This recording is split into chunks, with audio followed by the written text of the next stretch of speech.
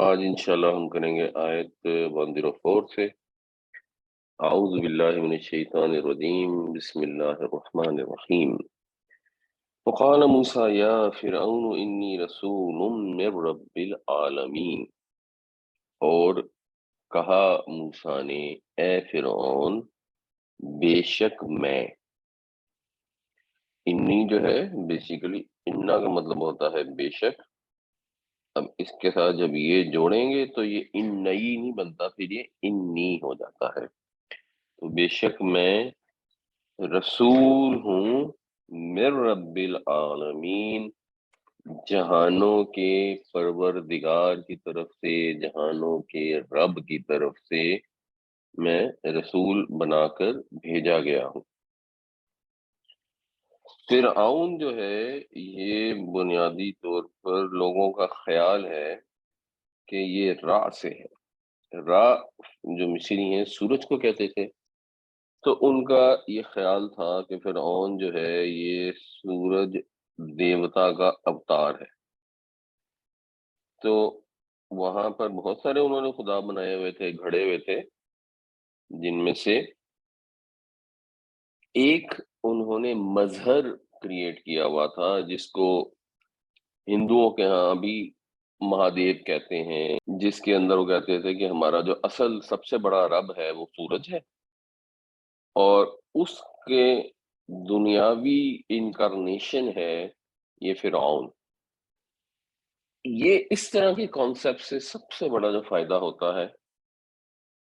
وہ آپ کا جو اقتدار ہے اس کے اوپر گرفت مضبوط ہو جاتی ہے اور آسان ہو جاتا ہے.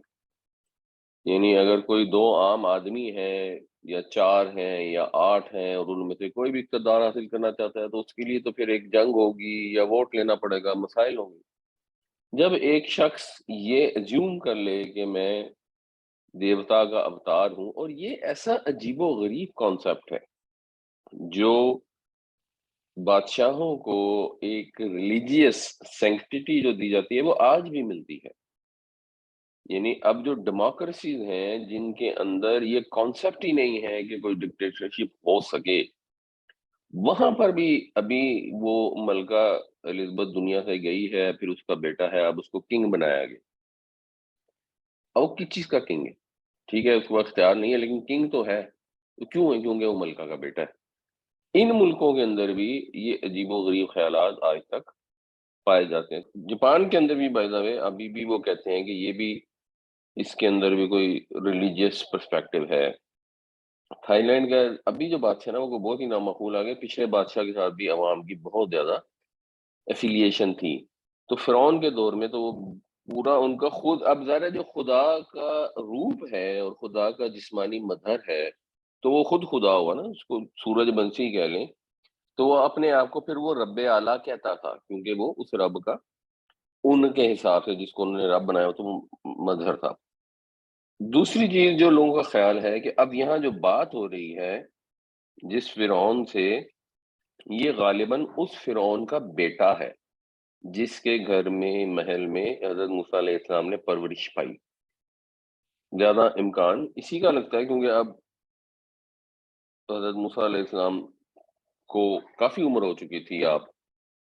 پہلے وہاں سے جوان ہوئے، پھر وہاں سے نکلے، پھر وہ ہم نے پڑھا تھا کہ وہ ان بزرگ کے پاس انہوں نے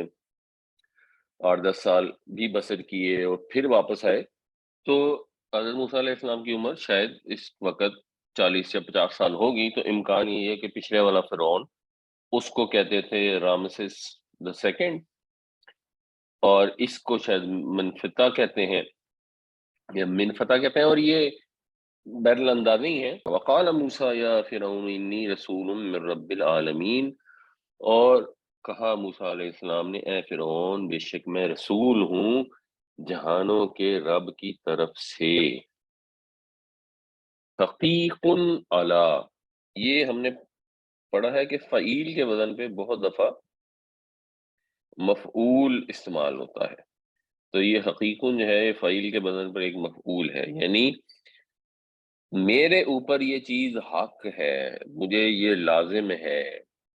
میں اس چیز کا سزاوار ہوں، ذمہ دار ہوں، اہل ہوں، کوئی بھی مطلب اس سے ہو سکتے ہیں. میرے پر یہ لازم ہے، کیا لازم ہے؟ ان کے لا نہیں اقولا، میں نہ کہوں، کہ میں نہ کہوں اللہ، اللہ کے اوپر، یعنی اللہ سے کوئی بات منسوب نہ کروں، یعنی یہ جو میں کہہ رہا ہوں کہ میں رسول من رب العالمین ہوں، تو یہ میں ایسے ہی نہیں کہہ رہا، یہ حق بات ہے جو میں کہہ رہا ہوں، الا الحق، سوائے حق کے، مجھ پر لازم ہے کہ میں نہ کہوں کوئی بات اللہ کے متعلق سوائے حق۔ اور یہ پھر اب قرآن شریف کی خوبصورتی ہے کہ یہاں پر حق کا لفظ آیا اور یہاں پر اسی حق سے حقیق کا لفظ آ گیا، اس کا مطلب کچھ اور ہے، اس کا مطلب کچھ اور ہے۔ اور حضرت موسیٰ علیہ السلام کو وہ لوگ شاید جانتے بھی تھے، اور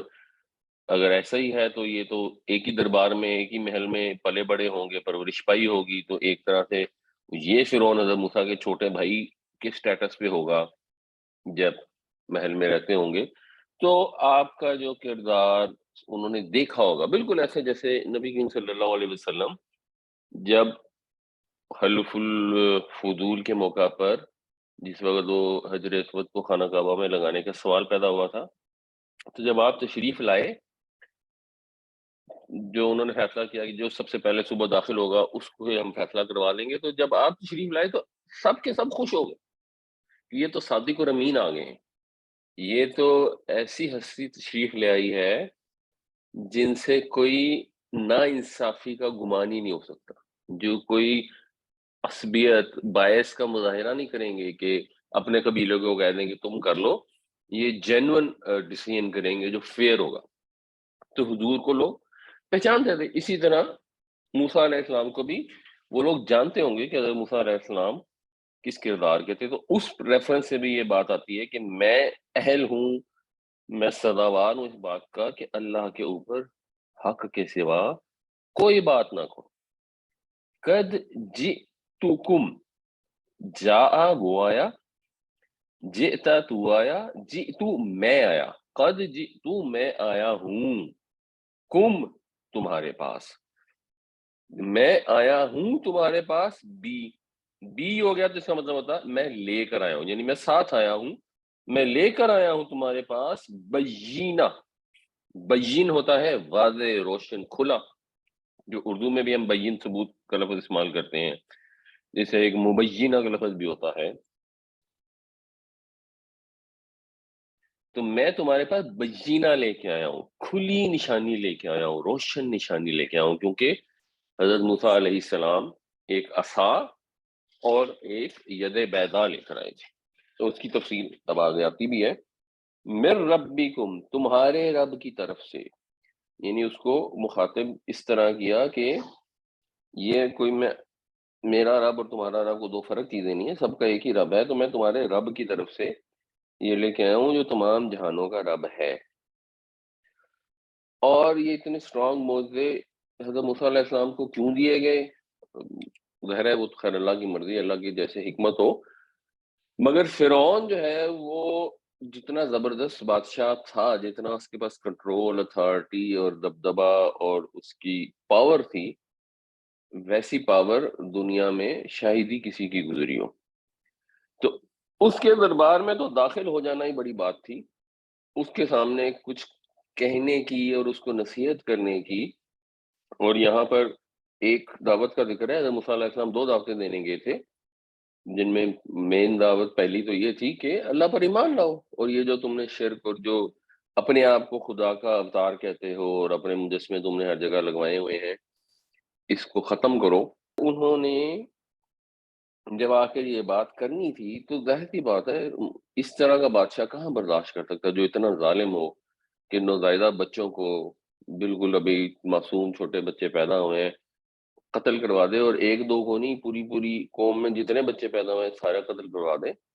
تو اس کے لیے پھر معجزے بھی اللہ تعالیٰ نے بہت اسٹرانگ ڈے ون سے دے کر بھیجے۔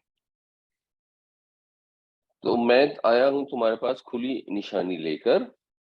فَأَرْسِلْ مَعِيَ، تو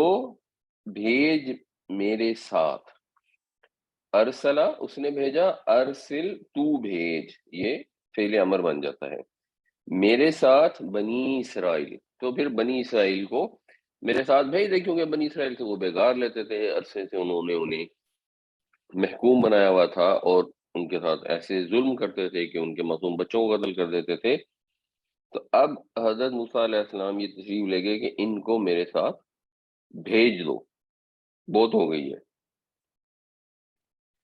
بائبل میں ویسے ذکر یہ ملتا ہے کہ وہ جا کے یہ مطالبہ کرتے تھے کہ مجھے ان کو ساتھ لے جانے دو 3 دن کے لیے صحرا میں، جہاں جا کر ہم قربانی کریں گے، اور انہیں گائے کی قربانی کرنی تھی، اور مصری بھی گائے کی پوجا کرتے تھے جیسے ہندو کرتے ہیں، اور جیسے آج کل وہاں پہ گائے کی قربانی میں مسئلہ ہوا ہے، یا کسی زمانے میں اگر جب وہ ایسا گڑھ ہو جہاں پہ گائے کی پوجا ہوتی ہے تو سوال ہی پیدا نہیں ہوتا کوئی گائے قربان کر سکے۔ تو بائبل کے بیان کے مطابق وہ اس لیے جانا چاہ رہے تھے، یہ ہو بھی سکتا ہے، لیکن اپیرنٹلی تو یہی محسوس ہوتا ہے کہ انہوں نے آ کے ایک تو فرعون کو توحید کی دعوت دی، اور دوسرے انہوں نے اس سے کہا کہ بنی اسرائیل کو چھوڑ دے اپنے ظلم و ستم سے، اور مثلاً اگر فرعون توحید کی دعوت نہیں بھی مان رہا تو جو دوسرا مشن ہے، اگر وہ بنی اسرائیل کو چھوڑ دیتا تو بنی اسرائیل حضرت موسیٰ علیہ السلام کی ڈائریکٹ قوم تھی۔ اور ویسے بنی اسرائیل میں اکثر انبیاء جو تشریف لائے، بلکہ رسول بھی اگر ہم کہیں تو حضرت عیسیٰ علیہ السلام بھی جو تشریف لائے، ان کا فوکس صرف بنی اسرائیل تھا۔ جنرلی ایسا ہی ہوا ہے، یہ جو عالمی جو نبوت و رسالت ہے، جو نبی کریم صلی اللہ علیہ وسلم رحمت للعالمین بن کر تشریف لائے، یہ مثلا حضرت ابراہیم علیہ السلام کا یہ سٹیٹس ہوگا۔ حضرت موسیٰ کے قوم میں ایک طرح سے آپ سمجھے تو 2 تھے، لیکن جو مین ڈومیننٹ قوم تھی وہ ان کی اپنی بنی اسرائیلی تھی، تو انہوں نے کہا بھائی بنی اسرائیل میرے ساتھ بھیج دو، پھر اگر تم نہیں بھی مان رہے ہو تو یہ والا کام تو کر لو۔ حقیق علی اللہ اقول علی اللہ الا الحق قد جئتکم ببینۃ من ربکم فارسل معی بنی اسرائیل، میں اس کے لائق ہوں کہ نہ کہوں اللہ کے اوپر کوئی چیز مگر حق، میں آیا ہوں تمہارے پاس تمہارے رب کی طرف سے کھلی نشانی لے کر، تو تم بھیج دو، جانے دو میرے ساتھ بنی اسرائیل کو۔ قالا، اس نے کہا، ان اگر، کنتا تو ہے، کانا وہ ہے یا تھا، کنتا تو ہے یا تھا، کنتا جئتا اگر تو لایا ہے، بی یعنی بے کی وجہ سے لایا ہو گیا، ورنہ آیا مطلب ہوتا آیاتن کسی نشانی کے ساتھ، فاتی بہا یہاں پر بھی بے اس کے ساتھ ہے، عطایاتی کا مطلب بھی آنا ہوتا ہے، اب یہ اس کا فعل امر ہے، فاتی بہا تو لا، ان کنتا من الصادقین اگر تو سچا ہے۔ تو فرعون نے یہ دعویٰ سنا، تو اب فرعون نے تو یہ بات ماننی نہیں تھی، جو ایک شروع سے ہی لوگوں کا طرز عمل ہوتا ہے کہ انہوں نے اس چیز کو تسلیم ہی نہیں کرنا ہوتا کہ وہ غلط ہے، اور یہاں پہ ایک ایسی بات تسلیم کر لے جس سے اس کو اپنی خدائی چھوڑنی پڑے، یا جس سے ایک پوری غلام قوم جس کی تعداد 1 لاکھ سے تو کم از کم زیادہ تھی ہی، بائبل کے مطابق شاید کچھ لاکھوں میں تھی، وہ جانے دے، اور یہ جو سارے اس نے احرام اور جو بھی یہ چیزیں وہ تعمیر کرواتے تھے، اس کے اندر ظاہر بیگار کی مزدوروں سے بہت زیادہ کام لیتے تھے۔ اب اس نے شروع دن سے اس کو ریزسٹ کیا، اور شروع دن سے اس نے کاؤنٹر آرگومنٹس کرنے شروع کیے، اور اس میں اگر آپ ایک چیز نوٹس کریں گے جیسے جیسے ہم یہ پڑھتے جائیں گے تو یہ محسوس ہوگا کہ اگرچہ فرعون دنیا کا سب سے زیادہ اسٹرانگ بادشاہ گزرا ہے جو ہماری نالج کے حساب سے ہے، نمرود ہو سکتا ہے اس سے زیادہ ہو، بٹ جو ہمیں جس کی ڈیٹیلز خاص طور پر قرآن شریف کے ذریعے معلوم ہوتی ہیں، تو قدم قدم پر آپ کو ایسے محسوس ہوتا ہے کہ فرعون اپنے درباریوں کی سپورٹ حاصل کرنا چاہتا ہے۔ یعنی جب ظلم ہوتا ہے تو یوں نہیں ہوتا کہ ایک اکیلا بادشاہ ہوتا ہے اور بس وہ ظالم ہوتا ہے، اس کو بھی ظالم ترین مضبوط ترین ڈکٹیٹر کو، چاہے ہمارے یہاں کوئی ڈکٹیٹر ہو، اس کو سپورٹ چاہیے ہوتی ہے اپنے ساتھیوں کی، اپنے قریبی لوگوں کی، اپنے سرداروں کی، اپنے جرنیلوں کی، کیونکہ اگر ان کی سپورٹ نہ ملے تو اکیلا بادشاہ بھی کچھ نہیں کر سکتا۔ تو یہ اس لیے ہر جگہ وہ ان کو ثابت کرنے کی کوشش کرتا رہا کہ یہ حضرت موسیٰ علیہ السلام جو ہیں یہ غلط ہیں یا صحیح بات نہیں کر رہے ہیں، جسٹیفائی کرنے کی کوشش کرتا رہا۔ اور یہ کوششیں پھر آپ جب قریش مکہ کو بھی دیکھیں گے تو وہاں پر بھی ایسا ہی ہوا، جو بھی ان کے سردار تھے وہ پاورفل تھے، پیسے والے تھے، قوت والے تھے، ذرا فرعون سے تو خیر کوئی مقابلہ نہیں ان کی قوت کا، لیکن جتنی بھی قوت تھی ساتھ انہوں نے باقی جو عام عوام لوگ تھے ان کو بھی مطمئن رکھنے کی یا ان کو ایک کہانی سنانے کی کوشش ضرور کی، اور یہ ہمیشہ چلا آتا رہا ہے۔ جتنے مرضی ڈکٹیٹر ہو وہ کہیں نہ کہیں کوئی نہ کوئی ان کا گروپ ہوتا ہے جس کے آگے وہ اپنے آپ کو جسٹیفائی کرنے کی کوشش کرتے ہیں۔ تو اس جسٹیفیکیشن میں پہلا تو اس نے سوال یہ کہ اچھا جی آپ نشانی لیں گے، چلیں یہ دکھائیں، تاکہ پہلے اگر وہ نشانی ایسی ہو جس کو ہم ریجیکٹ کر سکیں تو ابھی ریجیکٹ کر دیں۔ قال ان كنت جئت بآیۃ فأتی بها ان كنت من الصادقین،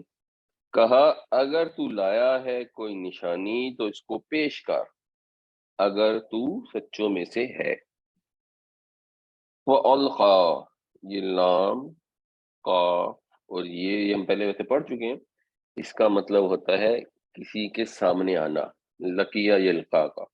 اور اس سے جو باب افعال بنتا ہے اس کا مطلب ہوتا ہے کسی کو کسی کے سامنے کرنا، پیش کرنا، ڈال دینا۔ تو جو آگے بھی ہم دیکھیں گے جب کوئی اپنا کوئی کمال دکھانا چاہتا ہے، خاص طور سے جو جادوگر وغیرہ ہوتے تھے تو پھر یہ چیز سامنے پھینکتے تھے،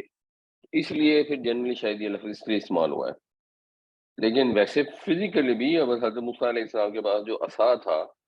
تو جس میں سانپ بن جانا تھا، تو پھر آپ نے اس کو ظاہر ہے سامنے پھینکنا تھا اور پھر اس نے عصا بننا تھا۔ فَأَلْقَىٰ عَصَاهُ، تو پھینکا اس نے اپنے عصا کو، اپنی لاٹھی کو۔ اور اس میں ایک چیز آپ نوٹس کیجئے گا کہ یہ جو عصا ہے یہ مؤنث ہے، اور اس مؤنث کو ہم کہتے ہیں مؤنث سمائی۔ مؤنث سمائی کا مطلب یہ ہے کہ اس میں کوئی ریزن نہیں ہے مؤنث ہونے کی۔ ویسے ریزن ہوتی ہے کہ وہ گول تے آتی ہے آخر میں،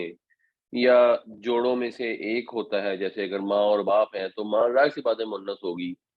یہ اس طرح کی ریزنز نہیں ہے، بس اس کو لوگ مؤنث کہتے ہیں اس وجہ سے یہ مؤنث ہے۔ ہماری زبان میں تو یہ بہت زیادہ ہے، ہمارے ہاں کتاب مؤنث ہے اور ناول مذکر ہے، کیوں ہے؟ بس ہم اس کو ایسے ہی کہتے ہیں۔ میز مذکر ہے اور کرسی مؤنث ہے، کیوں ہے؟ کیونکہ ہم اسے ایسے ہی کہتے ہیں۔ عربی میں ایسے الفاظ کم ہیں، اور قرآن شریف میں کوئی 12-14 الفاظ صرف استعمال ہوئے ہیں جن میں آگ بھی ہے، یہ عصا بھی ہے۔ تو اس کے ساتھ جو اب صیغے استعمال ہوں گے، جیسے یہاں مثلا ہوا ہے تو یہ ہیا کا استعمال ہوا ہے، ہیا وہ ایک مؤنث، اور اگر مذکر ہوتا تو یہاں پر ہوا آتا۔ انہوں نے پھینک دیا اپنا عصا، ڈال دیا اپنا بھتا، پس اذا کا پر مطلب ہوتا ہے ایک دم، یکا یک، تو یکا یک وہ ثعبان مبین، وہ بن گیا ایک اژدہا۔ ثعبان جو ہے یہ بڑے سانپ کو، اس کے لیے انگریزی میں پائتھون کا لفظ بھی ہوتا ہے اور سرپنٹ کا لفظ بھی ہوتا ہے،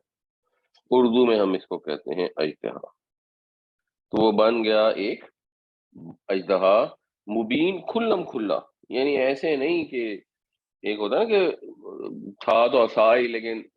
اس کی کو مومنٹ اژدہا جیسی ہو گئی، یا بس عصا میں سے ایک دم نکل آئی، تو نہیں، پراپر صحیح جو سانپ ہوتا ہے وہ بن گیا، وہ آپ نے جب اس کو پھینکا۔ تو یہ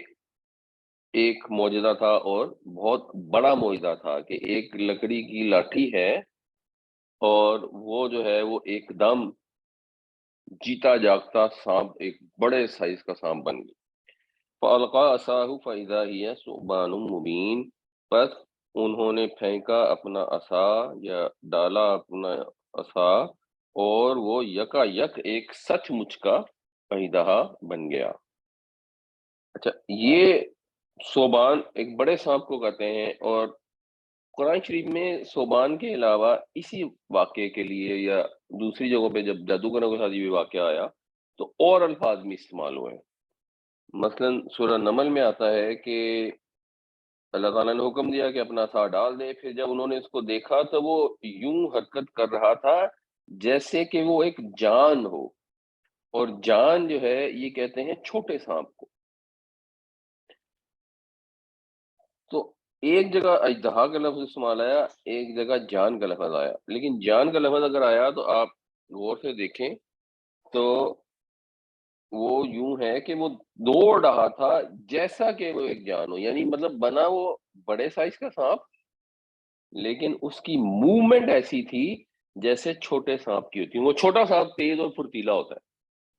بڑا سانپ جو ہے وہ خاص طور سے اگر پائتھون ہو وہ تو کافی سلو موو کرتا ہے۔ تو سائز اس کا وہ تھا، موومنٹ اس کی ایسی تھی۔ یا پھر یہی سورہ طٰہٰ میں آیا فَأَلْقَاهَا فَإِذَا هِيَ حَيَّةٌ تَسْعَىٰ، تو اس کو جب ڈال دیا انہوں نے تو وہ یکا یک ایک سانپ بن گیا جو دوڑ رہا تھا۔ یوں نہیں ہوا کہ وہ ایک سانپ بن گیا، یہ تو معجزہ تھا ہی، اوپر سے وہ سانپ بھی ایسا بن گیا جو کسی نے دیکھا ہی نہ ہو، جتنا بڑا سائز اور تیزی سے موومنٹ کر رہا ہو۔ اور بائبل وغیرہ سے پتہ لگتا ہے کہ اس کو دیکھ کے فرعون جو ہے وہ اپنے تخت کے پیچھے چھپ گیا، اور مطلب کافی ڈراؤنا تھا۔ ایون جب حضرت موسیٰ علیہ السلام نے جب پہلی دفعہ ڈالا تو ہم نے یہ پچھلی کلاس میں ڈسکس کیا تھا کہ وہ بھی خوف زدہ ہو گئے اور پیچھے مڑ کر بھاگے، وہ تو پھر اللہ تعالیٰ نے آواز دے کر واپس بلایا۔ وَنَزَعَ يَدَهُ، نزع کا مطلب ہوتا ہے کھینچنا، اسی لیے جب جان نکالی جاتی ہے اور روح کھینچی جاتی ہے تو اس کے لیے نزع کا لفظ استعمال ہوتا ہے۔ جب اس نے کھینچا اپنا ہاتھ، ید بھی جو ہے یہ مؤنث سمائی ہے، یہ بھی مؤنث ہوتا ہے۔ فَإِذَا، تو یکا یک، ہیا وہ ہو گیا، بیضاء سفید۔ ویسے بائیس کا مطلب سفید ہوتا ہے، ابیض کا مطلب ہوتا ہے زیادہ سفید، یہ اس کا سپرلیٹو ڈگری ہوتی ہے۔ اور ابیض کی جو مؤنث ہے وہ ہوتی ہے بیضاء، جیسے اکبر کی مؤنث ہوتی ہے کبریٰ، اعظم کی مؤنث ہوتی ہے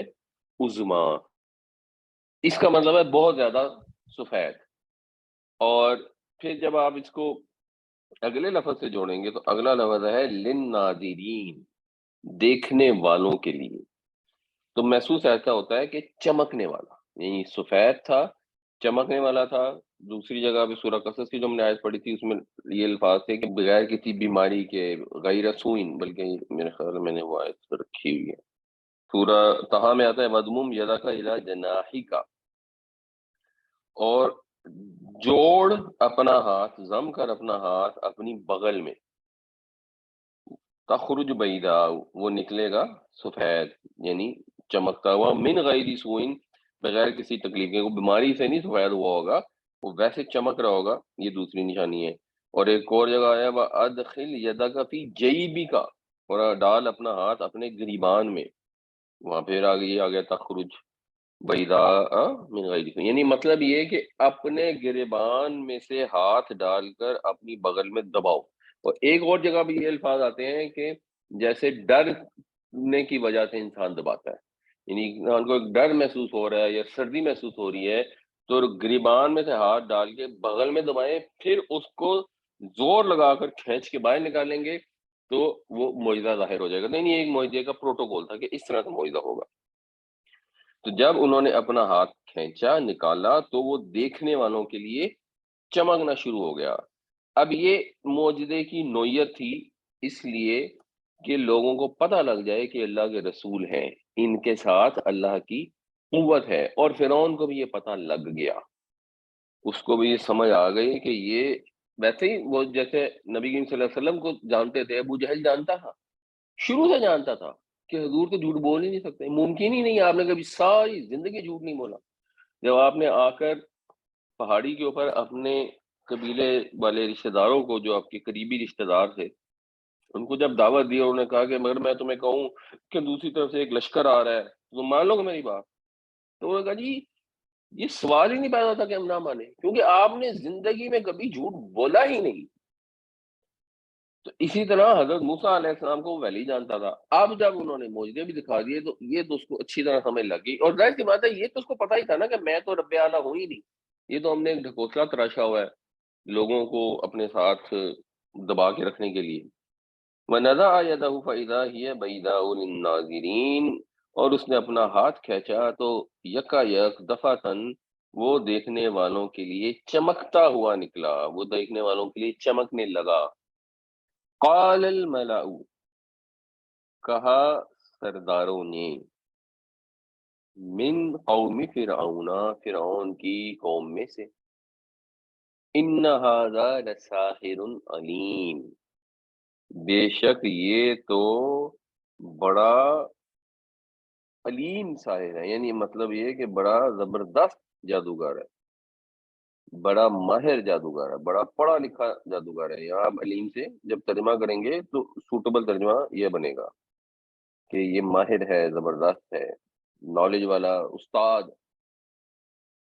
تو انہوں نے دیکھ کر آپس میں مشورہ کیا، مشورہ کر کے اب انہوں نے فرعون کو، یعنی فرعون بھی ان کو الٹے سیدھے آرگومنٹ دیتا تھا، اس نے ان کو اپنے ساتھ جوڑا ہوا تھا، اور سردار بھی جو ہے اس کو ایسے مشورے دیتے تھے جس سے وہ ظلم کے اوپر، جھوٹ کے اوپر اپنی حکومت کو قائم کر رکھ سکے۔ تو پہلا جھوٹ انہوں نے یہ گھڑا کہ بھائی یہ تو بڑا ماہر جادوگر ہے، اور یہی علاج ہوتا ہے لوگوں کے پاس جب کوئی ان کے پاس سچے لوگ آتے ہیں، جہاں پر ان کو ویسے وہ ریجیکٹ کر سکتے ہیں، دبا سکتے ہیں، وہ دبا دیتے ہیں۔ جہاں پہ ان کے پاس کوئی آرگومنٹ نہیں رہ جاتا اور لوگ کنونس ہو رہے ہوتے ہیں ان کی باتوں سے یا اللہ کے دیے ہوئے معجزوں سے، وہاں پہ پھر اس کو جادو کا نام دے دیتے ہیں۔ جادو کا نام دے دیتے ہیں، بس پھر تو مسئلہ حل ہو گیا نا، پھر تو آپ جو مرضی معجزہ لیں وہ جواب میں کہیں گے یہ تو جادو ہے، ہماری نظر بندی کر دی ہے۔ قال الملأ من قوم فرعون ان هذا لساحر علیم، کہا سرداروں نے فرعون کی قوم سے بے شک یہ ایک بڑا ماہر جادوگر ہے۔ یریدو چاہتا ہے، ان کے، یریدو کے ساتھ اگر لام آئے تو پھر اس میں حتمی ارادہ شامل ہوتا ہے، اگر ان آئے تو اس کا مطلب چاہتا ہے، یہ چاہتا ہے کہ یخرجکم، نکال دے تم کو، من ارضکم، تمہاری زمین سے، یعنی تمہارے ملک سے۔ اب یہ پولیٹیکل منورنگ ہو رہی ہے کہ سمجھ تو ان کو آ رہی ہے کہ یہ اب حضرت موسیٰ علیہ السلام تشریف لائے ہیں اور یہ ہمیشہ سچے رہے ہیں اور جو بھی ان کا کردار تھا، اور اب آگے یہ معجزے دکھانا شروع ہو گئے ہیں، تو اس کو اگر ہم مان لیں گے تو نتیجہ کیا ہوگا؟ نہ فرعون کا اقتدار رہے گا، نہ اس کے درباریوں کا اقتدار رہے گا۔ تو آئیے جی ایک ہم اسٹیٹمنٹ دیتے ہیں جو سیاسی اسٹیٹمنٹ ہو جس کے ذریعے ہم اپنا ظلم کنٹینیو کر سکیں۔ تو فماذا تأمرون، تو تم لوگ اب کیا مشورہ دیتے ہو؟ یہ اپیرنٹلی فرعون کا جملہ ہے، تو انہوں نے یہ کہا کہ یہ تو ماہر جادوگر ہے، اور دوسری جگہوں پہ فرعون بھی اس طرح کی باتیں کرتے ہیں۔ اب بھائی اب تمہارا کیا مشورہ ہے؟ اب کیا کریں؟ یہ پوری جو ان کی ایرسٹوکریسی تھی، جو ان کی اسٹیبلشمنٹ تھی، جو ان کی بڑی وہ تھی، اس کے ساتھ یہ پرابلم آ رہا تھا۔ تو یرید ان یخرجکم من ارضکم فماذا تأمرون، چاہتا ہے کہ نکال دے تم کو تمہارے ملک سے، اب تم کیا مشورہ دیتے ہو؟ قالو، انہوں نے کہا، ارجی، یہ ایک لفظ ہوتا ہے رے جیم اور واو، واو کے ساتھ بھی ایک ہوتا ہے اور ایک روٹ ورڈ اس کا الف کے ساتھ بھی ہوتا ہے۔ اس کا مطلب ہوتا ہے کسی سے امید باندھنا، اس سے پھر جب باب افعال بنے گا نا، اس سے ہوتا ہے کسی کو امید دلانا۔ امید دلانا مطلب کسی کو ٹال دینا، کسی کو وقتی طور پر وہ کر دینا کہ اچھا ٹھیک ہے دیکھتے ہیں۔ تو قالو، انہوں نے کہا، ارجی، اور اوریجنلی یہ تھا ارجی ہی، ارجی ہی کا مطلب ہے کہ اس کو ذرا ٹال دیں، وَأَخَاهُ، اور اس کے بھائی کو۔ یہ ہم نے دوسری جگہ ڈسکس کر لیا تھا کہ حضرت ہارون علیہ السلام بھی ساتھ گئے تھے۔ تو قرآن شریف جب جس موقع پر جو بات کرتا ہے وہاں مختصر بات کرتا ہے، وہاں بہت لمبی ڈیٹیل ہر چیز کی تفصیلات نہیں دیتا۔ تو یہ چیز وہاں سے ہمیں معلوم ہے کہ حضرت ہارون علیہ السلام بھی ساتھ تھے۔ تو ان کو، ان کے بھائی کو ذرا ٹال دو، وَأَرْسِلْ، اور بھیجو، فی المدائن، مدینہ کی جمع شہروں میں، یعنی سب شہروں میں بھیجو، حاشرین، حشر ہمیں مطلب ہے معلوم ہے، اس کا مطلب ہے اکٹھا کیا جائیں گے جب سو لوگ، تو حاشر وہ جو اکٹھا کرنے والا ہو، حاشرین بہت سے اکٹھے کرنے والے، یعنی شہروں میں اپنے ہرکارے بھیجو، اپنے نمائندے بھیجو جو اکٹھا کریں اور اکٹھا کر کے لائیں۔ قالو ارجع واخاہ وارسل فی المدائن حاشرین، بولے کہ ٹال دو اس کو اور اس کے بھائی کو اور بھیجو تمام شہروں میں اکٹھا کرنے والے، یاتوک بکل ساحر علیم، यो आए तुम्हारे पास भी साथ, यानी जो लेकर आए तुम्हारे पास, यो इकट्ठा कर लाए तुम्हारे पास, कुल्ली साहिरिन अलीम, सब माहिर जादूगरों को। तो फिर जाओ, मुल्क के चप्पे चप्पे में से वो बुलाओ जादूगर, ये भी जादू कर रहा है तो इसके मुकाबले का वो जादू करें। और यार हमारा इतना बड़ा मुल्क है और वहां पर जादू का बहुत ज्यादा जोर था उस जमाने में, तो माहिर तरीन जादूगर लेके आए। इसके बाद ऐसे करते हैं कि कोई पब्लिक गैदरिंग हो जिसके अंदर वो माहिर जादूगर आए, मूसा और हारून अलैहिस्सलाम को शिकस्त दें, इनकी हवा उखड़ जाए और ये सारी दुनिया को पता लग जाए कि भाई ये बस ऐसे ही बगावत करना चाहते थे और अपनी कौम को यहाँ से निकाल के जाना चाहते थे। इस वजह से इन्होंने नऊज़ बिल्लाह कोई इस तरह का ड्रामा किया है। यअतूका बिकुल्ली साहिरिन अलीम, वो लाएं हर माहिर जादूगर को, सब माहिर जादूगरों को। तो इसकी थोड़ी सी मज़ीद तफसील ये है, फिरौन ने कहा जितना लितुखरिजना मिन अर्दिना बिसिहरिका या मूसा, क्या तू हमारे पास इसलिए आया है कि अपने जादू के दौर से हमें हमारे मुल्क से निकाल दे। फलनअतियन्नका बिसिहरिन मिस्लिही, फिर हम भी ऐसा ही जादू लेके आते हैं तेरे सामने। फजअल बैनना व बैनका मौइदन ला नुखलिफुहु, तो फिर तुम्हारे और हमारे दरमियान एक वक्त और एक जगह तय हो जाए जिसको फिर हम, ना हम उससे फिरें, नहनु वला अंता, और ना तुम उससे फिरो, मकानन सुवा, और कोई खुले मैदान में आ जाओ। यानी मकसद उनका ये था कि एक ही दफा इसका काम तमाम करें। ये जब हजरत मूसा अलैहिस्सलाम बाहर निकलेंगे और लोगों को भी ये मौजज़ा दिखाएंगे तो लोग उनके साथ हो जाएंगे। आहिस्ता आहिस्ता आहिस्ता आहिस्ता बनी इसराइल वाले बगावत कर देंगे। पहले ही उनको खतरे थे बनी इसराइल पर हम इतना जुल्म कर दें, बगावत ना कर दें। काला मऊइदुकुम यौमुज़्ज़ीना, तो हजरत मूसा अलैहिस्सलाम ने कहा जो जश्न का दिन है वो तय हो गया। वहीं युहशरन नासु दुहा, और लोग इकट्ठे हो जाएं दिन चढ़े के वक़्त। तो उससे ये पता लगता है कि फ़िरौन और उसके दरबारियों ने अब ये पूरी प्लानिंग की। अब ये अल्लाह के काम होते हैं कि उसी प्लानिंग के अंदर हज़रत मूसा अलैहिस्सलाम के लिए फ़ायदा था, तो उन्होंने भी फ़ौरन एग्री कर लिया कि अच्छी बात है, ठीक है, सब लोग इकट्ठे हो जाएँ और फिर देखी जाएगी। वजाअ अस्सहरतु, और आए जादूगर फ़िरऔना, फ़िरौन के पास। कालू, कहने लगे, इन्ना, बेशक, लना लाजरन, हमारे लिए तो होगा यकीनन बड़ा अजर, यानी यकीनन हमारे लिए बड़ा, ये उनकी एक जादूगरों की अब यहाँ मेंटेलिटी बताई जा रही है कि हज़रत मूसा अलैहिस्सलाम ने आकर तो कोई उनसे अजर नहीं मांगा, और अल्लाह के रसूल कभी अजर मांगते भी नहीं। कुरान शरीफ में आगे आएगा इंशाल्लाह गालिबन सूरह हूद में कि वो सब रसूल यही आके कहते थे कि हमारा अजर जो है वो तो अल्लाह रब्बुल आलमीन के जिम्मे है, तुमसे तो हम कुछ मांग ही नहीं रहे। तुमसे तो हम सिर्फ ये मांग रहे हैं कि हदायत पर आ जाओ, सीधे रास्ते को इख्तियार कर लो, और तो हम तुमसे कुछ भी नहीं मांगते। लेकिन जो जादूगर आए, उन्होंने आकर अपना पहला जो मुतालबा एक तरह से पेश किया, और ये यकीन दहानी करनी चाहिए कि अच्छा ठीक है ना जी, अब हमें बहुत ज्यादा मुआवजा मिलेगा ना इसका, अगर हम उनको, इन कुन्ना नहनुल गालिबीन, अगर हम गालिब आ गए, अगर हमने उनको हरा लिया, अगर हमने अपना बाकमाल जादू पेश किया जिससे मूसा अलैहिस्सलाम का नऊज़ बिल्लाह जिसको वो जादू कहते हैं वो खत्म हो गया, तबाह हो गया, तो फिर हमें तो बड़ा जबरदस्त अजर मिलेगा। तो एक उन्होंने उनसे यकीन दहानी करनी चाहिए, रीअसर्ट करना चाहा कि भाई ये पक्की बात कर लें कि जी हम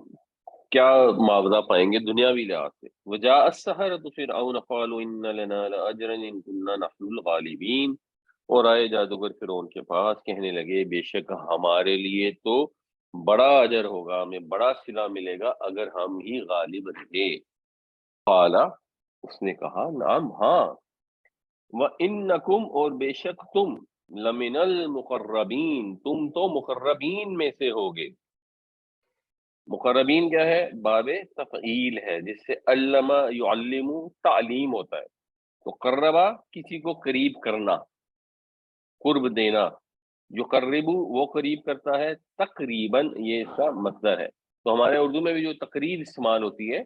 उसमें बेसिकली लोग करीब आते हैं। تو اس کا فائل ہوگا مقرب جو قریب کرے، اور مفعول ہوگا مقرب جو قریب کیا جائے.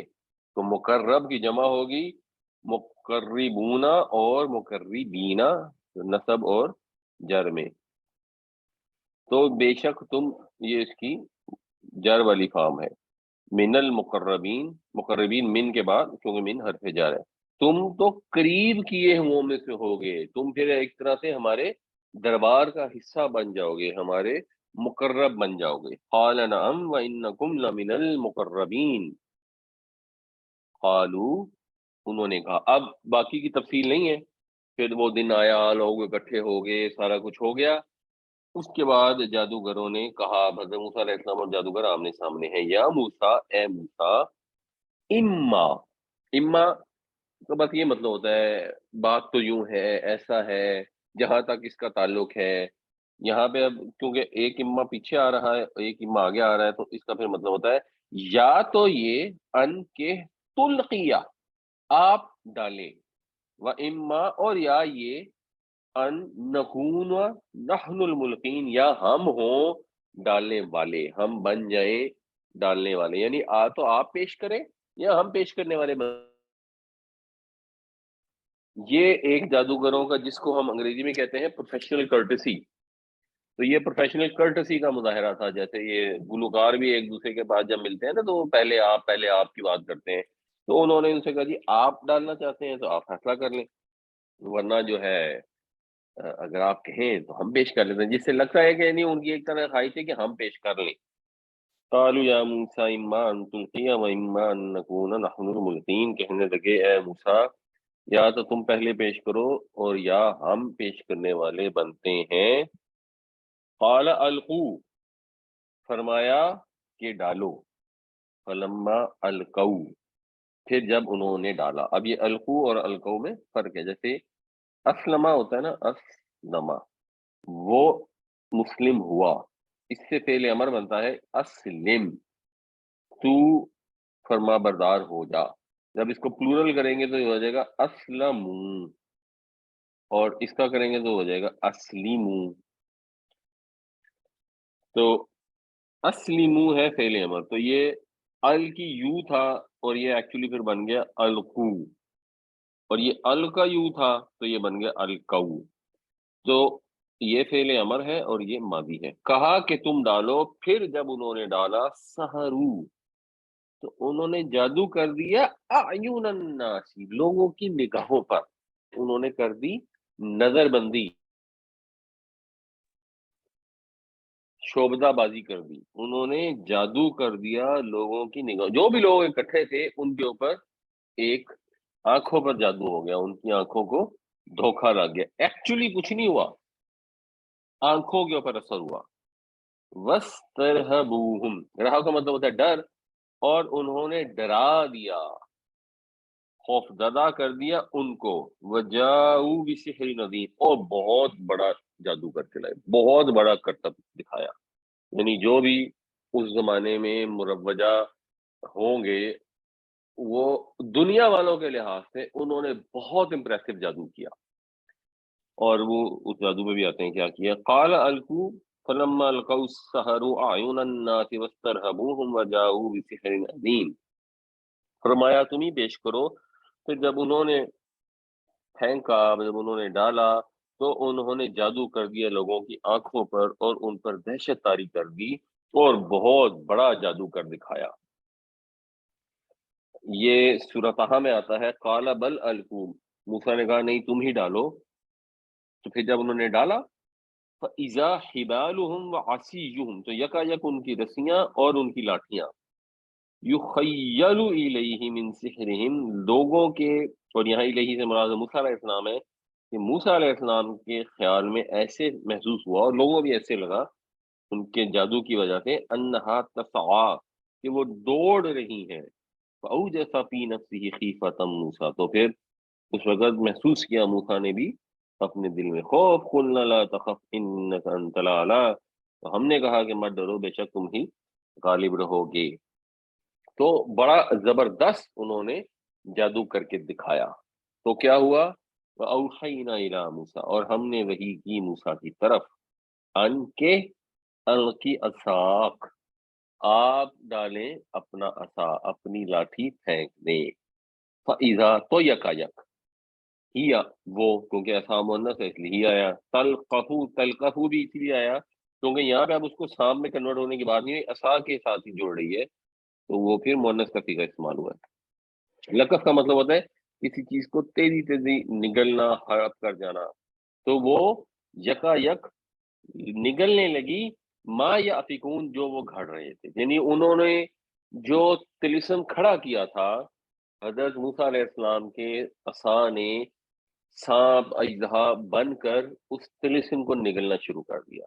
تو جہاں جہاں سے وہ سانپ گزرا جادو کا اثر کافور ہو گیا، اور وہ جو سانپوں کی طرح لہرا رہی تھی وہ واپس لاٹھی یا سانپ بن کے رہ گئی۔ ایک یہ مطلب ہو سکتا ہے، ایک مطلب یہ بھی ہو سکتا ہے کہ وہ اژدہا بنا اور ان کے سارے سانپ جو بنے تھے ان کو کھا گیا، دیٹ از آلسو پاسبل۔ تو یعنی انہوں نے جو زبردست پورے ملک سے، ایک ایسے ملک میں جہاں پہ جادو کا بہت زیادہ زور تھا، جہاں بہت زیادہ ٹیکنالوجی تھی، وہاں سے کٹھے کر کے جادوگر لے کے آئے بہترین زبردست، انہوں نے آ کے اتنا بڑا اپنا کرتب دکھایا کہ اس کے لیے لوگوں کا یاد اتنا بڑا تھا کہ قرآن شریف میں بھی یہ الفاظ استعمال ہوئے کہ وجاؤ بسحر عظیم، حضرت موسیٰ علیہ السلام نے اپنا عصا پھینکا اور اس نے ان کا سارا طلسم جو ہے اس کو برباد کر کے رکھ دیا۔ وَأُوحَيْنَا إِلَىٰ مُوسَىٰ أَنْ أَلْقِ عَصَاكَ فَإِذَا هِيَ تَلْقَفُ مَا يَأْفِكُونَ، اور ہم نے وحی کی موسیٰ کی طرف کہ پھینک دو اپنا عصا، بس یکا یک وہ نگلنے لگا جو کچھ وہ گھڑتے تھے۔ فَوَقَعَ الْحَقُّ، تو واقعہ ہو گیا حق،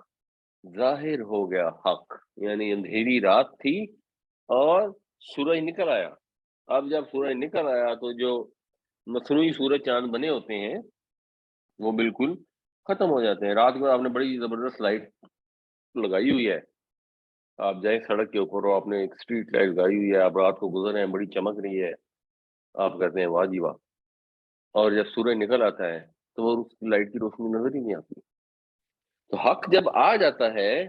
وہ بطر ما کانوا یعملون، اور باطل ہو گیا، نابود ہو گیا جو کچھ وہ کر رہے تھے۔ تو جو بھی جادوگروں نے اپنے شعبدے بازیاں دکھائی تھیں، حق ظاہر ہو گیا اور وہ سب کا سب ملیا میٹ ہو گیا۔ یہ ایک حقیقت ہے جس کو سمجھنے کی ضرورت ہے۔ جب اللہ کے رسول دنیا میں تشریف لاتے ہیں تو دنیا میں ایونچولی یہ ہو جاتا ہے کہ حق کی جیت ہوتی ہے اور باطل شکست کھاتا ہے۔ جب رسول دنیا میں نہیں ہوتے علیہ السلام تو پھر بھی بہت دفعہ ایسا ہو جاتا ہے، کبھی نہیں بھی ہوتا، مگر جب قیامت کا دن آئے گا تو جو چیز حق ہوگی وہ واضح ہو جائے گی، اور جو بھی لوگوں نے کرتوت کی ہوں گے اپنی طرف سے بڑا چیمپئن بن کر، بڑا زبردست، بڑا سمجھدار بن کر، جیسے ہم لوگ کرتے ہیں، اللہ نے ہمیں پیسے دے دیے، کوٹھیاں دے دیں، کاریں دے دیں، اور مثال کے طور پہ کوئی شخص ملاوٹ کرتا ہے، رشوت کھاتا ہے، سود پر کاروبار کرتا ہے، اور وہ کہتا ہے کہ جی دیکھیں میں کتنا عقل مند ہوں، میں کتنا زبردست کام کر رہا ہوں، اور لوگ جو ہے ان کی آنکھوں میں پٹی بن جاتی ہے، وہ اس کی چمک دمک دیکھ کے مرعوب ہو جاتے ہیں، وہ کہتے ہیں ہاں یار بات یہ ہے کہ بعد کے دور میں تو ترقی کرنے کا یہی طریقہ ہے، ٹھیک ہے یہ کرپشن کرتا ہے، اس نے رشوت سے مال بنایا، لیکن دیکھو نا دنیا میں ترقی تو کر لی نا، وہ جو دوسرا نہیں کر رہا، لیکن وہ کتنے برے حالوں میں ہے، وہ تو اپنے بچوں کا آپریشن کرانے کے اس کے پاس پیسے نہیں تھے، ان کو اچھی تعلیم دینے کے پیسے نہیں تھے، تو لوگ مرعوب ہو جاتے ہیں اس طرح کی جھوٹ موٹ کی ترقیوں سے، حالانکہ اس کی کیا حیثیت ہے؟ ایک انسان دنیا میں آیا، اس کو کوئی پیسے نہیں ہے، وہ غریب ہے، دنیا سے گزر گیا اسی حالت میں، ٹھیک ہے اس کی آزمائش ہے، تو جس کو اللہ نے بے شمار پیسے دے دیا تو اس کی بھی تو آزمائش ہے، ایسا تھوڑی ہے کہ اس کی آزمائش نہیں ہے، اس کی آزمائش زیادہ مشکل ہوتی ہے۔ ثم لتسألن یومئذ عن النعیم، اس دن تم سے لازماً سوال پوچھا جائے گا، پرسش کی جائے گی نعمتوں کے متعلق۔ تو یہ جو وقتی طور پر ٹیمپریریلی لوگ دنیا میں کامیابی حاصل کر لیتے ہیں اس سے امپریس ہونا بند کریں اور حقیقت کو پہچانیں۔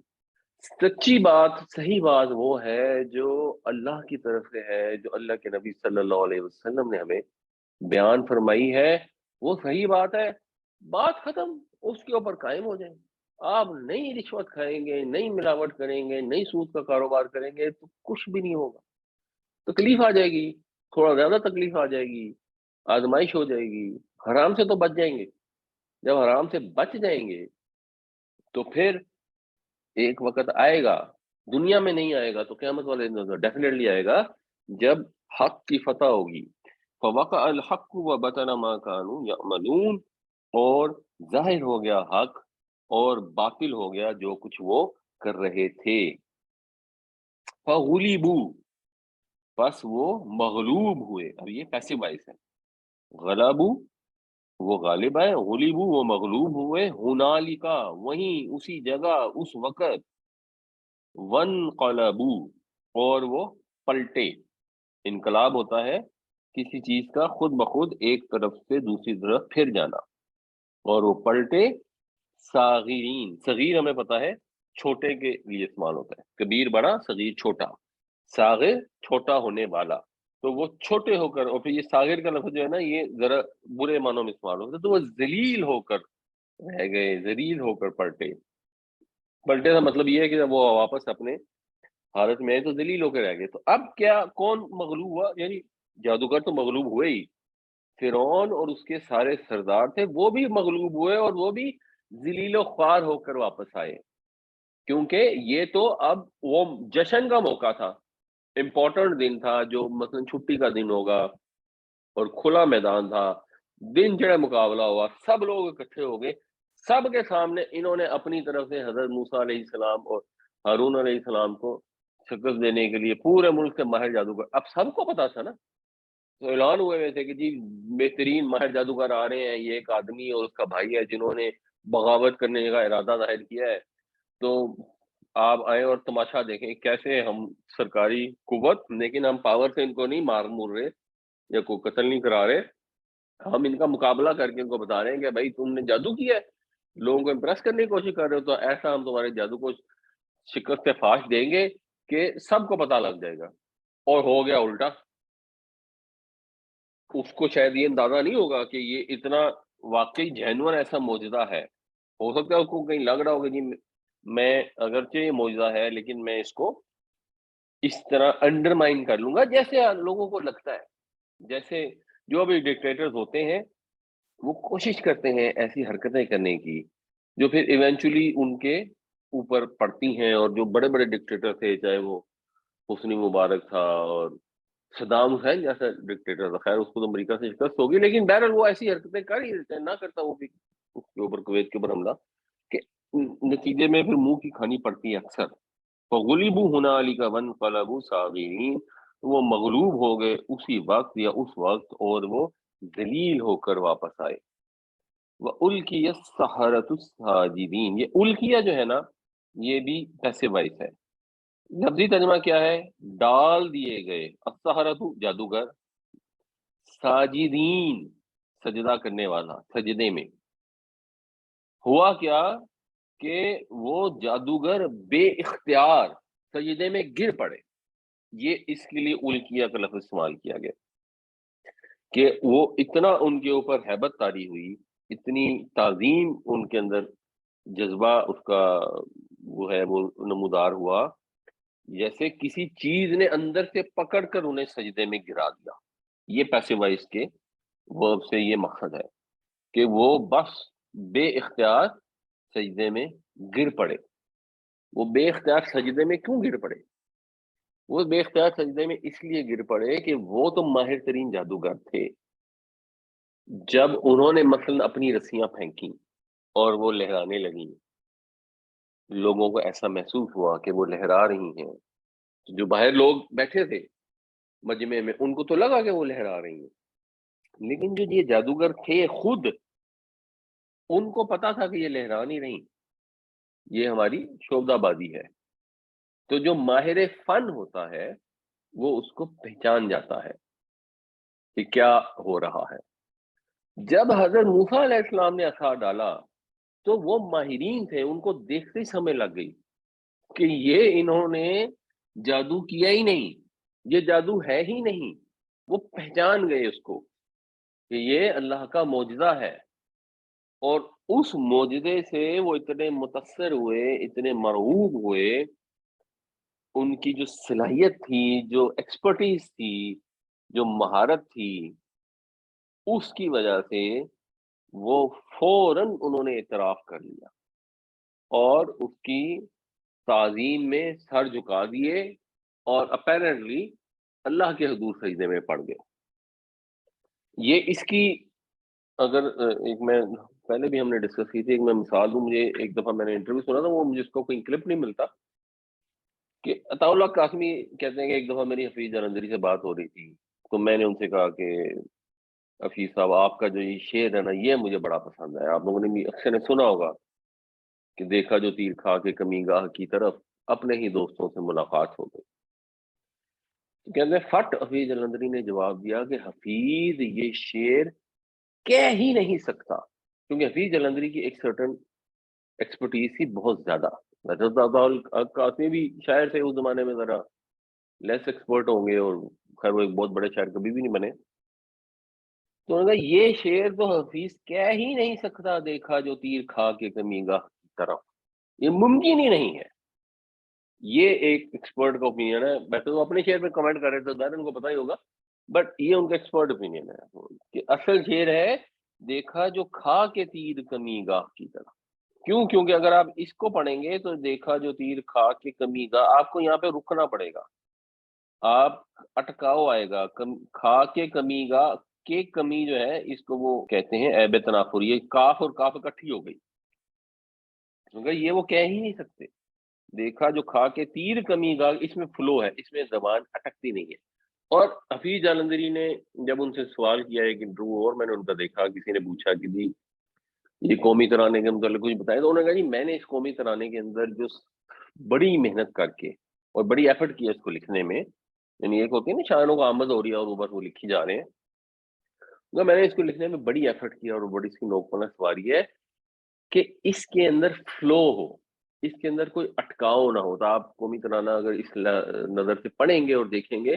تو آپ کو محسوس ہوگا کہ اس میں زبان کہیں نہیں اٹکتی، یعنی ایک عیب تنافر ہونا تو ایک چیز ہے نا، ایک اوورال فلو بھی ہے جو اس میں بہت اسٹرانگ فلو ہے، آپ پڑھتے چلے جاتے ہیں پاک سر زمین شاد باد، کہیں زبان رکتی نہیں ہے، ایک ترنم بھی ہے اور فلو بھی ہے۔ اور وہ اسی انٹرویو میں بھی جلندری نے کہا کہ زندگی میں نے صرف ایک کتاب ایسی دیکھی ہے جو شروع سے آخر تک جس کے اندر کوئی اٹکاؤ نہیں ہے، جو ایکسٹریم فلو میں ہے، یہ ایک اینگل ہے صرف، اور وہ کتاب ہے قرآن شریف، جو الحم سے الناس تک آپ پڑھتے چلے جائیں تو اس کے اندر فلو ہے۔ اب عام آدمی کے لیے اس فلو کو سمجھنا شاید یا اپریشیٹ کرنا اتنا آسان نہیں ہے۔ حفیظ جالندری خود کیونکہ بہت بڑے شاعر تھے، تو ان کے لیے اس کو سمجھنا اور یہ چیز سمجھنا کہ جب آپ فلو میں کوئی چیز لکھنے بیٹھتے ہیں تو کتنی زیادہ ایفرٹ کرنی پڑتی ہے، کتنی دفعہ الفاظ کو آگے پیچھے کرنا پڑتا ہے، اور کتنی دفعہ ایسا ہوتا ہے کہ آپ الفاظ آگے پیچھے کر کے جب فلو بناتے ہیں تو جو شعر کا حسن ہے، جو اس کے مفہوم میں جو ایک حسن ہے، وہ خراب ہو جاتا ہے۔ آپ کو بعض اوقات ایسے الفاظ جوڑنے پڑتے ہیں جو شعری لحاظ سے اچھے نہیں ہوتے، لیکن آپ کو فلو ڈالنے کے لیے اس کے اندر ٹھوسنے پڑتے ہیں، تب جا کے اس کا وہ ردم اور فلو قائم ہوتا ہے۔ بٹ قرآن شریف کے اندر کوئی ایک لفظ بھی ایسا نہیں ہے جس کو آپ کہیں گے اس کی جگہ فلاں لفظ ہوتا تو میں نے کے لحاظ سے بہتر ہوتا۔ تو وہ اللہ تعالیٰ نے جو کتاب بھیجی، تو وہ شاعر جو ہے وہ دیکھ کے پہچان جاتا ہے یہ موجود ہے۔ اور جیسے مصر کے لوگ جادو کے رسیا تھے اور وہاں پر بڑے ماہر جادوگر پائے جاتے تھے، اسی طرح عرب کے لوگ جو ہیں ان میں اصل چیز تھی ان کی لینگویج۔ سعودی عرب جس کو آج ہم کہتے ہیں حجاز کے علاقے میں، وہاں پہ کوئی سویلائزیشن تو تھی ہی نہیں، کوئی آرٹ نہیں تھا، کوئی اسکلپچر نہیں تھا، کوئی کنسٹرکشن بلڈنگ نہیں تھی جیسے قوم عاد اور سمود کی تھیں، کچھ بھی نہیں تھا۔ کھلے آسمان کے نیچے خیموں میں یا کسی اونٹ کے نیچے تو زندگی گزارتے تھے، کو بہت زیادہ وسائل بھی نہیں تھے۔ اصل چیز جو ان کے پاس تھی، جس پہ ان کا فوکس تھا، وہ لینگویج تھی، اور لینگویج میں وہ بہت اسٹرانگ تھے۔ اس لینگویج کے اندر جب قرآن شریف اترا تو وہ لوگ جو ڈھیٹ نہیں تھے، جنہوں نے جان بوجھ کر یہ فیصلہ نہیں کیا تھا کہ ہم نے انکار کرنا ہے، وہ سنے، انہوں نے پہچان لیا۔ یعنی آپ تصور کریں کہ حضرت عمر اپنے گھر سے نکلے ہیں نبی کریم صلی اللہ علیہ وسلم کو معاذ اللہ قتل کرنے کے لیے، اور سورۃ طٰہٰ کی آیتیں پڑھی ہیں کچھ، اور پڑھ کے مسلمان ہو گئے ہیں، اور انہی قدموں تلوار ابھی گلے میں لٹکائی ہوئی ہے، وہاں پہنچے اور جا کے اسلام قبول کر لیے۔ اور اس وجہ سے جب نبی کریم صلی اللہ علیہ وسلم یہیں جا کر وہاں پر قرآن پڑھتے تھے تو یہ قریش کے لوگ پیچھے سے ڈھول بجانا شروع کر دیتے تھے کہ لوگ سن نہ لیں، کہ سنیں گے اور سن کے مسلمان ہو جائیں گے۔ یہ جو چیز بیان کرنے کا مقصد یہ ہے کہ قرآن شریف ایک معجزہ ہے، باقی چیزیں جو ہے نا وہ شعبدہ بازیاں ہیں، اور جس کو شاعری کی، لٹریچر کی انڈرسٹینڈنگ ہوگی وہ اس کو سمجھ سکتا ہے، اپریشیٹ کر سکتا ہے۔ ہم لوگوں کے لیے بھی یہ ضروری ہے، ٹھیک ہے ہم وہ مکہ کے مشرکوں کے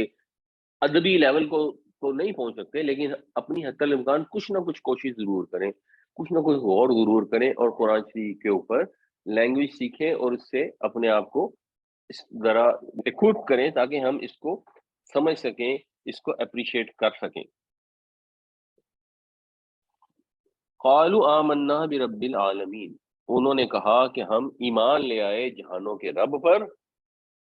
ربی موسیٰ و ہارون، جو موسیٰ اور ہارون کا رب ہے، یعنی اس کو واضح بھی کر دیا، کیونکہ فرعون تو اپنے آپ کو رب العلیٰ کہتا نا، تو اس کو کلیریفائی بھی کر دیا کہ ہم جہانوں کے رب پر ایمان لے آئے جو موسیٰ اور ہارون کا رب ہے۔ یہ ان کے فن میں کمال کے بعد ان کے اندر کوئی نہ کوئی حق کی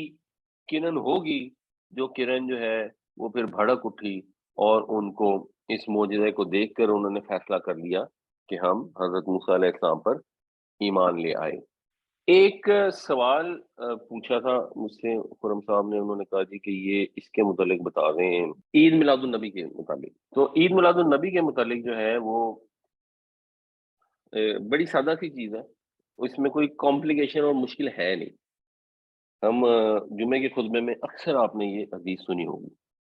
من یہدہ اللہ فلا مضل لہ ومن یضللہ فلا ہادی لہ، جس کو اللہ تعالیٰ ہدایت دے دے اس کو وہ گمراہ نہیں کر سکتا، اور جسے اللہ تعالیٰ گمراہ کر دے اسے کوئی ہدایت نہیں دے سکتا۔ ان اصدق الحدیث کتاب اللہ، بے شک سب سے سچی بات اللہ کی کتاب ہے، یہ چیز تو ہو گئی طے۔ وَأَحْسَنَ الْحَدْيِ ہدی محمد صلی اللہ علیہ وسلم، اور سب سے بہترین طریقہ محمد صلی اللہ علیہ وسلم کا طریقہ۔ اب یہ بڑی سمپل سادہ سی بات ہے، کون مسلمان ہے جو اس کا انکار کرے گا؟ سب سے بہترین طریقہ ہمارے پیارے نبی صلی اللہ علیہ وسلم کا طریقہ ہے۔ ہم نے کوئی بھی کام کرنا ہے، اگر سوال پیدا ہو، کوئی بھی ایک کام ہے، آپ کھانا کھا رہے ہیں، آپ سے کوئی کہتا ہے کہ جی بیٹھ کے کھانا کھائیں، اب آپ کہتے ہیں یار دیکھو بات یہ ہے کہ کھڑے ہو کے بھی کھانا کھایا جا سکتا ہے، اتنی بھی دین میں سختی نہیں، کوئی بات نہیں کہہ لیں، لیکن یہ تو آپ مانیں گے نا کہ اگر ہمارے نبی کریم صلی اللہ علیہ وسلم اکثر بیٹھ کر کھانا کھاتے تھے تو سب سے بہترین طریقہ تو یہی ہے نا کہ بیٹھ کے کھانا کھائیں۔ آپ اگر پانی پینے لگے ہیں اور آپ نے الٹے ہاتھ سے گلاس پکڑ لیا، آپ کا سیدھا ہاتھ مثلا سالن والا ہے، گندا ہے، آپ کسی نے کہا بھائی یہ آپ سیدھے ہاتھ سے پانی پیئیں جی، اور وہ آپ کے بھائی اتنی سختی نہیں ہے دین میں، الٹے سے بھی اگر کوئی اس طرح کی مجبوری ہے تو پیا جا سکتا ہے، مطلب ایک آرگومنٹ ہوتا ہے، کوئی تو کہیں گے پیا ہی نہیں جا سکتا، سوال نہیں پیدا، وہ ایک چیز ہوگی۔ ایک ہو گئے جو کہیں گے نہیں نہیں یہ بھی الاؤڈ ہے، مگر یہ تو ہم مانیں گے نا کہ صحیح طریقہ، بہتر طریقہ، سب سے بہتر طریقہ تو سیدھے ہاتھ سے، کیونکہ ہمارے نبی پاک صلی اللہ علیہ وسلم اکثر سیدھے ہاتھ سے پانی پیتے تھے، یا ہمارے پاس اس طرح کی رپورٹنگ نہیں ہے کہ حضور الٹے ہاتھ سے پانی پیتے۔ جب حضور الٹے ہاتھ سے نہیں پیتے تھے تو یہ تو ممکن ہے کہ الٹے ہاتھ سے پانی پینا الاؤڈ ہو، یہ ممکن نہیں ہے کہ وہ بہترین طریقہ ہو، الٹے ہاتھ سے پانی پینے کا ثواب ملے کہ ہاں کتنی اچھی بات ہے الٹے ہاتھ سے پانی پی رہا ہے، کیونکہ الٹے ہاتھ سے پانی پینا کی اجازت ہے، اب یہ الٹے ہاتھ سے پانی پی رہا ہے تو بہت ثواب کی بات، یہ تو ممکن نہیں ہے نا، یہ تو دین سے باہر نکالنے والی بات ہے۔ سب سے بہترین طریقہ ہمارے پیارے نبی صلی اللہ علیہ وسلم کا، تو آپ زندگی میں جو بھی کام کریں گے نیچرلی آپ کے اندر سے ایک خواہش پیدا ہوگی کہ ہم اس طریقے پہ چلیں، جہاں ممکن ہو چلیں، کہیں مجبوری ہو تناسب، جہاں ممکن ہو ہم اس پہ چلیں جو ہمارے نبی پاک صلی اللہ علیہ وسلم کا طریقہ۔ ایک تو یہ چیز سمجھ لیں۔ اب عید میلاد النبی ہر سال 12 ربیع الاول کو ایک دن منانا، یعنی نبی کریم صلی اللہ علیہ وسلم نے 2 عیدیں تو بتائی نا، کہ ایک عید الفطر ہے، ایک عید الاضحیٰ، اس کو تو ہم مناتے ہیں کیونکہ حضور مناتے تھے تو ہم بھی مناتے ہیں۔ کہیں حضور نے کہا جمعے والا دن بھی عید ہوتا ہے تو ہم بھی اس کو دن کو عید کہہ سکتے ہیں۔ 12 ربیع الاول کو تو کبھی حضور نے کہا یہ عید کا دن ہے، 12 ربیع الاول کو تو کبھی نبی کریم صلی اللہ علیہ وسلم نے نہیں منایا۔ پہلی تو بات ہے کہ اگر اس کی اجازت بھی ہو تو اس کو منانا بہترین طریقہ تو نہیں ہو سکتا نا۔ بہترین طریقہ تو وہ ہوگا جو ہمارے محبوب رسول کیا کرتے تھے، اس میں تو کوئی ڈبیٹ ہو نہیں سکتی۔ اب ریئلی یہ اتنی سمپل سی چیز ہے جس کی مجھے تو سمجھ نہیں آتی ایکچولی لوگ اس پہ کیا ڈبیٹ کرتے ہیں اور کیوں کرتے ہیں۔ اس کو سب مانتے ہیں کہ حضور نے 12 ربیع الاول کا دن کبھی نہیں منایا،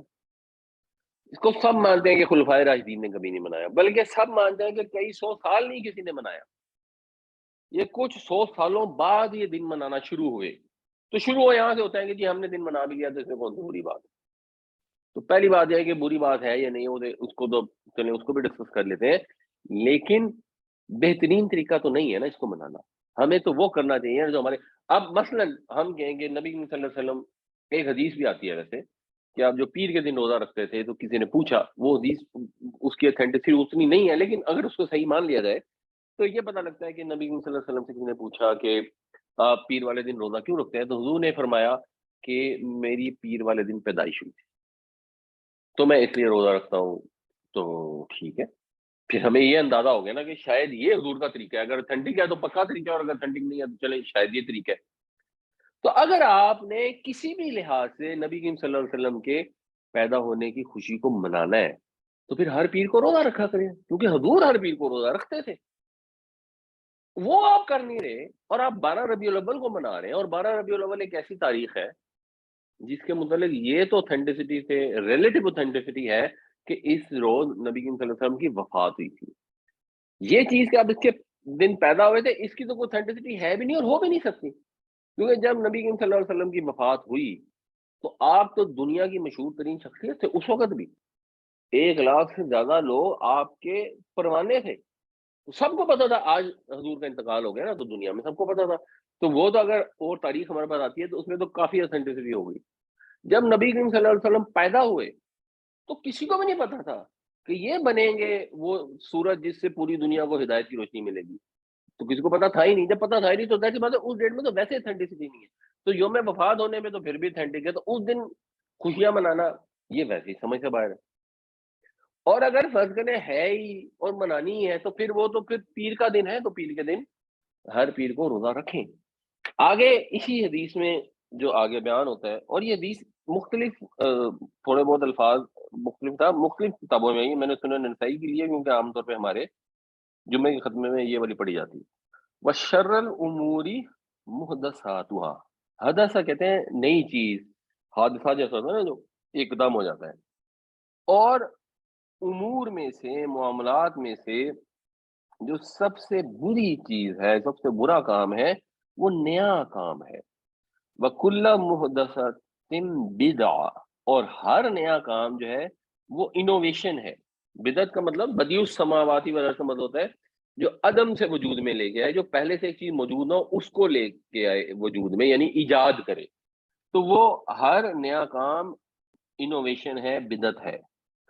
وَكُلَّ بِدْعَةٍ ضَلَالَةٍ، اور ہر جو بدعت ہے یہ گمراہی ہے، وَكُلَّ ضَلَالَةٍ فِي النَّارِ، اور ہر گمراہی جہنم میں لے کر جانے والی ہے۔ تو اب کیا پتہ لگا کہ اگر آپ نے کوئی نیا کام کیا ہے تو وہ نیا کام جو آپ نے کیا ہے وہ انوویشن ہے۔ اب لوگ اس پہ جواب دیں اچھا جی پھر اس کا مطلب ہے فیس بک استعمال کرنا جہنم میں لے کے جانے والی چیز ہے، کیونکہ فیس بک بھی تو ایک انوویشن ہے۔ حالانکہ کامن سینس سے پتہ لگ رہا ہے اس کا یہ مطلب نہیں ہے، اور یہ دوسری حدیث میں بھی ہے کہ من احدث فی امرنا، جس نے ہمارے امرنا ھذا، ہمارے اس معاملے میں کوئی نیا طریقہ ایجاد کیا، ہمارے اس معاملے سے مراد یعنی ہمارے دین میں، جس نے ہمارے دین میں کوئی نیا طریقہ ایجاد کیا جو ما لیس منہ، جو اس میں نہیں ہے۔ اب اس میں یہ بات نہیں ہو رہی کہ اگر کسی نے کاغذ ایجاد کر لیا، یعنی اگر پہلے زبانی تھا، کسی نے لکھنے کا طریقہ ایجاد کر دیا، کسی نے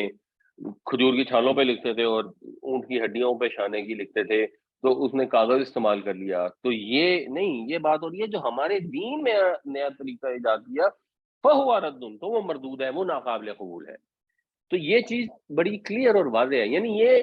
وہ لوگوں نے ڈیفائن کیا کہ ایک بدعت وہ ہوتی ہے جو غلط کام کی ہوتی ہے۔ بھائی غلط کام تو ویسے ہی منع ہے۔ اگر ایک آدمی نے یہ رواج ڈالا کہ کسی نماز کے موقع پر کوئی بےہودہ ڈانس کیا جائے گی، کوئی محفل سجائی جائے گی جس میں شراب پی جائے، تو اس کے لیے ان الفاظ کی تو ضرورت ہی نہیں ہے نا، شراب تو ویسے ہی حرام ہے، وہ تو ویسے ہی پتا ہے کہ شراب پینا جہنم میں لے جانے والا کام ہے۔ یہاں پر تو بات ہو رہی ہے ہر نئی چیز کی۔ اب ہر نئی چیز سے انڈرسٹوڈ ہے کہ اس سے مراد فیس بک نہیں ہے، اس سے مراد زوم نہیں ہے، اس سے مراد ہے دین کے اندر کوئی نئی چیز جو دوسری حدیثوں میں واضح بھی ہوتا ہے۔ تو یہ سب کو معلوم ہے کہ اگر دینی لحاظ سے کوئی نیا کام کیا جائے، وہ کہیں گے اچھا جی لیکن دیکھیں جی بات یہ ہے کہ آپ جو ہے وہ کرتے ہیں، مثال کے طور پر ایک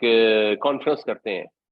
جس کے اندر سارے لوگ اکٹھے ہو کے کوئی چیز ڈسکس کرتے ہیں اور دینی چیز ڈسکس کر لیتے ہیں۔ جب وہ دینی چیز ڈسکس بھی کر لیتے ہیں، مثلا مثال کے طور پہ فرض کریں کوئی جگہ اکٹھے ہو گئے لوگ، انہوں نے تبلیغ کی، تو تبلیغ تو دینی کام ہے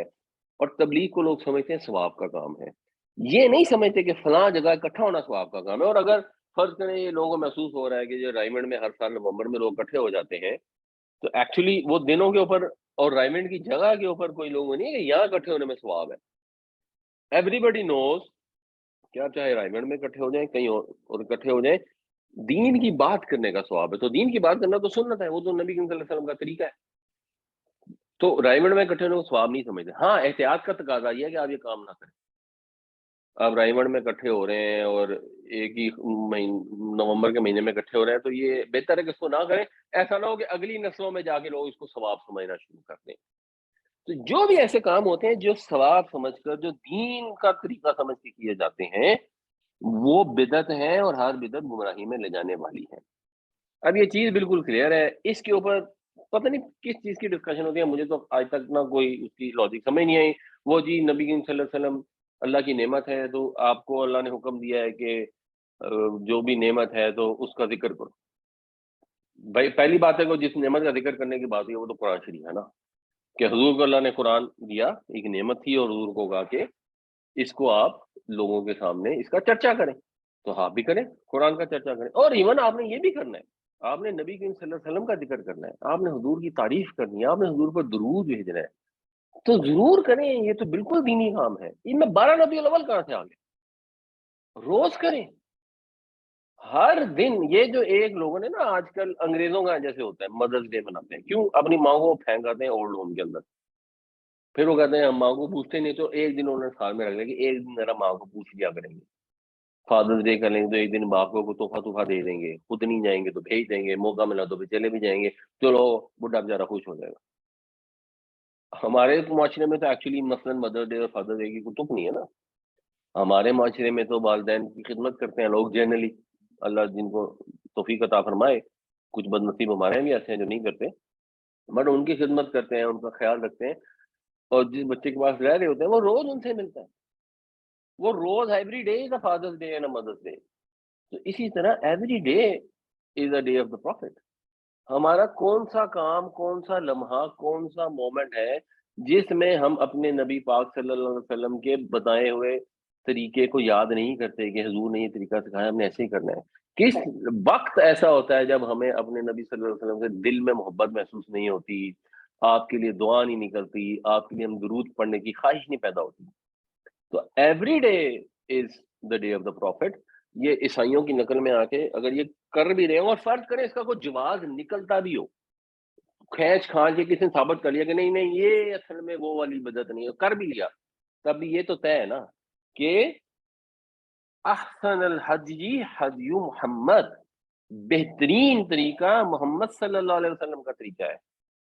بہترین تو یہ ہے کہ اگر حضور میلاد نہیں مناتے تھے، 12 ربیع الاول کا دن سیلیبریٹ نہیں کرتے تھے، تو بہترین طریقہ یہ ہے کہ 12 ربیع الاول کا دن سیلیبریٹ نہ کیا جائے۔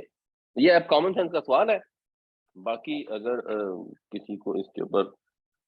پھر بھی اس کو کوئی ہے تو وہ تو ظاہر سی بات ہے، ہر انسان نے قیامت والے دن اپنا جواب خود جا کر دینا ہے اور اپنے عمل کا خود حساب دینا ہے. اکثر خطبوں میں ڈاکٹر صاحب ابھی تقریر کے اینڈ میں کہتے ہیں میں ماں علینا البلا. ہمارا کام تو یہ ہے کہ بات کو واضح کر کے پہنچا دیں. اگر کسی کو پاس دوسری کوئی بہتر بات ہے تو ضرور بتائیں, اس کو ہم بھی قبول کرنے کے لیے تیار انشاءاللہ. اسی سلسلے میں ایک بڑی مثال دی جاتی ہے کہ قرآن پاک پہ جو اعراب لگائے گئے یہ بہت یعنی کہ بعد میں لگائے گئے, تو یہ کہتے ہیں جی یہ بھی تو مطلب نا جی ایک جو ہے نا بدعت ہے, تو اس کو کیسے جسٹیفائی کریں گے آپ نا جی؟ دیکھیں جیسے میں نے مثال دی پیپر کی, کاغذ جو ہے یا جس طرح آپ اعراب کی بات کر رہے ہیں, پہلی تو بات یہ ہے کہ ایسا نہیں تھا کہ قرآن کے الفاظ میں اعراب نہیں تھے. یوں نہیں تھا کہ جب لوگ پڑھتے تھے الحمدو تو کوئی الحمدو پڑھتا تھا اور کوئی الحمدی پڑھتا تھا, اور کوئی الحمدو پڑھتا تھا اور کوئی الحمدو پڑھتا. ایسا تو نہیں تھا نا, الحمدو ہی پڑھتے تھے. ہمارے ہاں جو اردو کی اخبار ہوتی ہے اس کے اندر تو اعراب نہیں لگے ہوتے اور ہم ساری صحیح صحیح پڑھ لیتے. لیکن ہمیں یہ تو پتہ ہے نا کہ کل میں اور کل میں اور کل میں کہاں پر زبر ہے, کہاں پہ زیر ہے, کہاں پہ یہ تو ہمیں معلوم تھی. تو قرآن ویسی لکھی ہوئی کتاب تو آئی نہیں, قرآن شریف تو زبانی آیا. اب قرآن کو لکھا کیوں گیا؟ وہ ایڈمنسٹریٹو عمل ہے اس کا. For the sake of administration یہ چیزیں کی گئیں. تو جیسے کاغذ پہ لکھ لیا گیا, تو کاغذ پہ لکھ لینا بھی ایک نئی چیز تھی, لیکن وہ دین میں نیا طریقہ ایجاد نہیں کیا گیا. اس کو کوئی لوگوں نے یہ نہیں سمجھا کہ اگر ایک عرب بغیر اعراب کے قرآن سے پڑھے گا تو اس کا ثواب کم ہے, اور ایک عرب اعراب والے سے پڑھے گا تو اس کا ثواب زیادہ. یعنی جو عید میلاد النبی مناتے ہیں وہ اس کو ثواب کا کام سمجھ کر مناتے ہیں کہ ہر 12 ربیع الاول کو ہم میلاد کرتے ہیں, اس کا ثواب ہوتا ہے. یہ ہے دین میں نئی چیز ایڈ کرنا. اگر کسی نے یہ اعراب لگائے کہ وہ قومیں جن کو عربی نہیں آتی ان کے لیے قرآن پڑھنا آسان ہو جائے, تو انہوں نے آسانی پیدا کی, اور آسانی پیدا کرنا ثواب کا کام ہے. مگر اس میں یہ نہیں تھا کہ اگر ان کے جو پڑھ سکتے ہیں بغیر اعراب کے, وہ اگر اعراب کے بغیر والا پڑھیں گے تو کم ثواب ہوگا, اعراب کے ساتھ والا پڑھیں گے تو زیادہ ثواب ہوگا. تو یہ تو سمجھنے کی ضرورت ہے نا کہ واقعی ثواب کا کام تھا یا نہیں تھا. تو وہ تو بہت سارے کام ہو گئے. نبی کریم صلی اللہ علیہ وسلم نے اونٹنی پر بیٹھ کر حج کیا. نبی کریم صلی اللہ علیہ وسلم مسواک استعمال کیا کرتے تھے. اب ہمارے پاس ٹوتھ برش آ گئے ہیں جو مسواک سے زیادہ ایفیشینٹ ہیں, تو زیادہ ایفیشینٹ چیز کو استعمال کرنے سے تو ضرور ہے, منع نہیں کیا. لیکن ہمیں کوئی یہ نہیں کہتا کہ مسواک استعمال کرنے سے ثواب کم ہے اور ٹوتھ برش استعمال کرنے سے ثواب زیادہ ہے. ہم یہ کہتے ہیں کہ یہ کنوینئنس ہے, ایڈمنسٹریٹولی زیادہ سوٹیبل ہے. جیسے لوگ لاؤڈ اسپیکر استعمال کرتے ہیں, تو لاؤڈ اسپیکر کے اوپر اذان دی جاتی ہے تو لوگ اس لیے نہیں دیتے کہ لاؤڈ اسپیکر پر اذان دینے سے ثواب ہوتا ہے. یہ دین میں نیا کام نہیں ایجاد کیا, یہ دین میں کام ہو رہا تھا, اس کو سہولت دی گئی ہے. وہ ایک فرق چیز ہے. جب آپ ایک نیا کام ایجاد کر لیتے ہیں وہ ایک پرابلم آ جاتی ہے. تو عید میلاد یعنی دوسرے طریقے سے یوں سمجھ لیں, وہ چیز جو نبی کریم صلی اللہ علیہ وسلم کے دور میں ہو سکتی تھی. مثال کے طور پر الٹے ہاتھ سے کھانا کھانا اس زمانے میں بھی پاسبل تھا نا, تو حضور الٹے ہاتھ سے کھانا نہیں کھاتے تھے. آج اگر ہم الٹے ہاتھ سے کھانا کھائیں گے تو یہ بدعت میں آ جائے گی. اچھا, اس زمانے میں کلچرلی چمچ کانٹے سے کھانا نہیں کھایا جاتا تھا, جنرلی اویلیبل بھی نہیں ہوتے تھے. ویسے حدیث میں معلوم ہے ایک دفعہ حضور نے چھری سے کاٹا اور اس سے کھایا, تو اجازت تو موجود ہے. بٹ اس زمانے میں چمچ کانٹے سے لوگ کھانا نہیں کھاتے تھے. تو اب اگر کوئی چمچ کانٹے سے کھانا کھا لیتا ہے تو ہم اس کو کوئی یہ طریقہ نہیں ہم نیا ڈال رہے. ہاں, اگر ہم بات کریں گے تو ہم یہی کہیں گے کیونکہ حضور ہاتھ سے کھاتے تھے تو ہاتھ سے کھانے کا ثواب زیادہ ہے, ہاتھ سے کھانا زیادہ افضل ہے. unless it is difficult. ایک بہت گرم سوپ ہے, اس کو آپ چمچ کے بغیر پینا آپ کو زیادہ تکلیف دے گا, تو وہ آپ کہیں گے نہیں اس کو چمچ سے ہی پئیں کیونکہ حضور نے بے وجہ اپنے آپ کو تکلیف میں ڈالنے کی اجازت دی. تو وہ بات تو ٹھیک ہے. بٹ جو ایجادات آ رہی ہیں, جو سائنٹیفک ٹیکنالوجی کی ترقی ہو رہی ہے, جو ایڈمنسٹریٹو آپ چیزوں کو مینج کرتے ہیں, وہ تو حضرت عمر رضی اللہ عنہ نے کرنسی رائج کر دی, بیت المال کا سسٹم وضع کیا, وہ تو بہت ساری چیزیں کی حضرت عمر نے. تو وہ دین کے اندر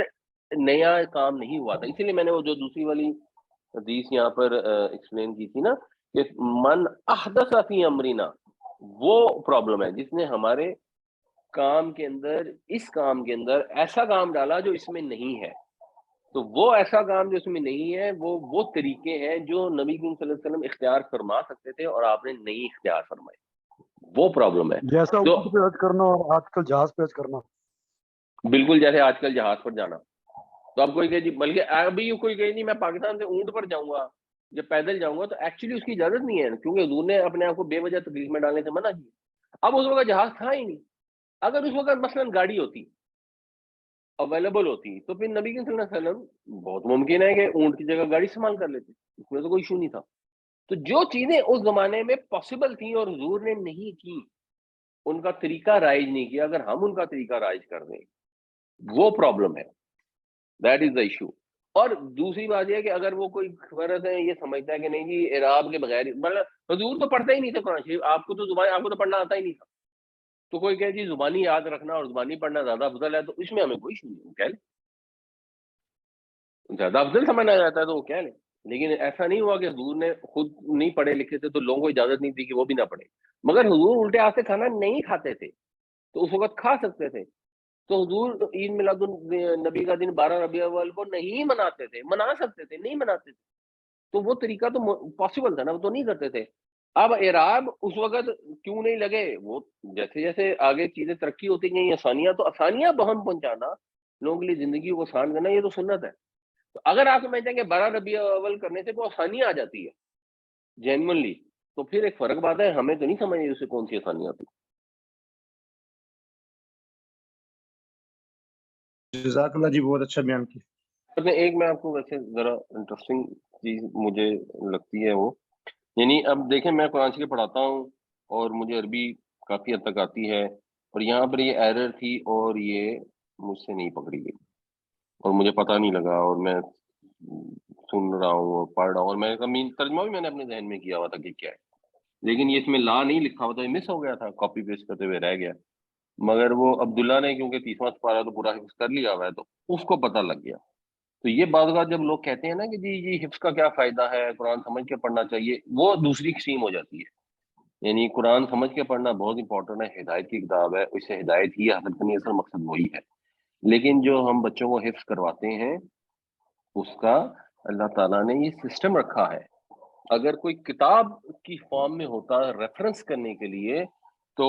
یہ اس طرح کی غلطیاں نہ پکڑی جاتی ہیں اور وقت کے ساتھ ساتھ تبدیلیاں ہو جاتی ہیں۔ تو اللہ نے سسٹم یہ بنایا ہے کہ وہ لوگ جنہیں قرآن سارا یاد ہوتا ہے، جب نماز میں قرآن پڑھا جاتا ہے، کہیں پہ بھی پڑھا جاتا ہے، اور کہیں ان انٹینشنل غلطی بھی ہو جاتی ہے، یا اگر کوئی جان بوجھ کے بھی غلط پڑھتا ہے تو فٹ پیچھے سے آواز آتی ہے کہ یہ یوں نہیں ہے، یوں ہے۔ تو اس وجہ سے اللہ تعالیٰ توفیق عطا فرمائے، اپنے بچوں کو جس جس کے لیے ممکن ہو ضرور حفظ کرائیں، یہ ایک بہت بڑی خدمت اور سعادت ہے۔ although اس کا یہ مطلب نہیں ہے، وہ بھی دوسری سیما کی طرف حفظ کر کے سمجھے کہ بچہ 7 بندوں کو یا 15 بندوں کو جنت سے میں لے جائے گا، جہنم سے بچا لے گا، نہیں، وہ یاد کرانا بھی بہت بڑی سعادت ہے، اور اس کے بعد اصل مقصد یہی ہے کہ اس کو سمجھا جائے اور اس پر عمل کیا جائے۔ جزاکم اللہ خیرہ، اللہ تعالیٰ ہم سب کو قرآن پڑھنے، سمجھنے، اس پر عمل کرنے کی توفیق عطا فرمائے اور دوسروں تک پہنچانے کی بھی توفیق عطا فرمائے، آمین یا رب العالمین۔